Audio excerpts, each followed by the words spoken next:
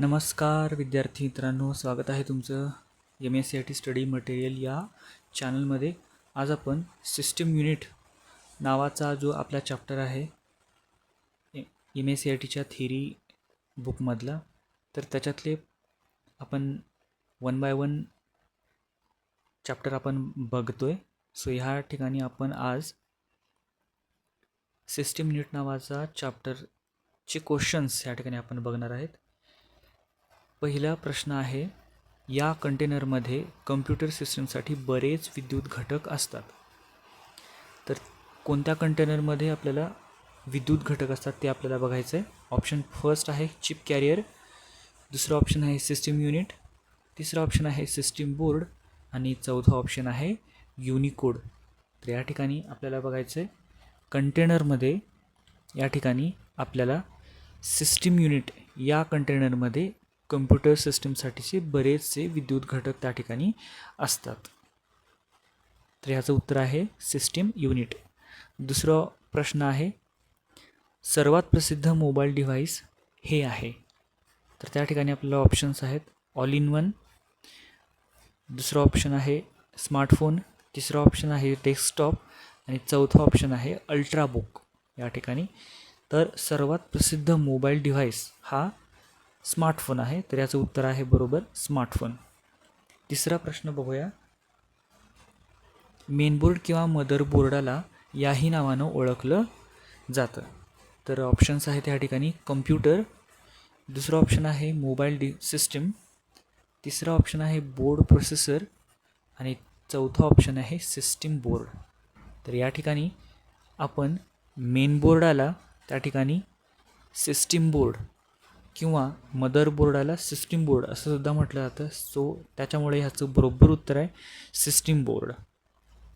चौथा प्रश्न पाहूया, 32 बिट वर्ड कम्प्युटर एका वेळी किती बाईट वापरू शकतात.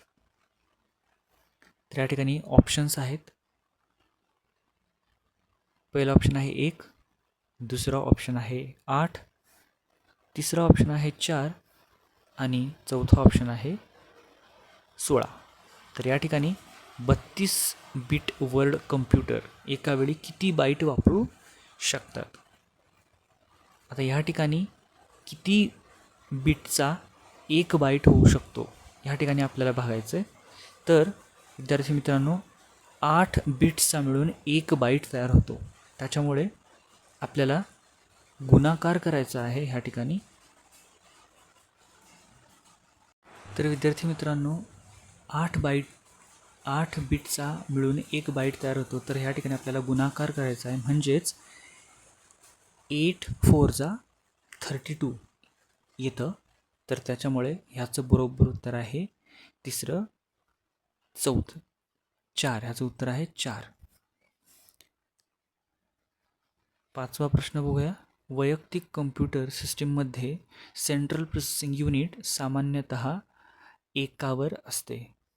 तर या ठिकाणी आपल्याला ऑप्शन्स बघा, फर्स्ट आहे बस, सेकंड आहे मॉड्यूल, थर्ड आहे चिप आणि चौथा आहे रॅम. तर वैयक्तिक कम्प्युटरमध्ये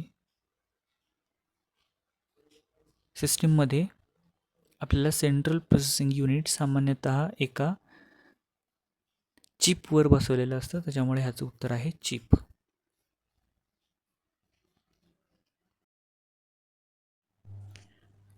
पुढचा प्रश्न आहे, या प्रकारची मेमरी मोठ्या प्रोग्राम्सना विविध भागांमध्ये विभागते आणि दुय्यम स्टोरेज डिव्हाइसवरील भाग संचयित करते. तर याचे ऑप्शन बघा, पहिला आहे थेट, दुसरा आहे रॅम, तिसरा आहे एक्सपांडेड आणि चौथा आहे व्हर्च्युअल. तर या ठिकाणी याचं बरोबर उत्तर आहे व्हर्च्युअल. व्हर्च्युअल प्रकारची मेमरी मोठ्या प्रोग्रामला विविध भागामध्ये विभागते आणि दुय्यम स्टोरेज डिव्हाइसेसवरील भाग संचयित करत असते. सो त्याच्यानंतर पुढचा प्रश्न आपण पाहूया, NIC म्हणून ओळखले जाणारे हे अडॅप्टर कार्ड कम्प्युटरला जोडण्यासाठी वापरले जाते.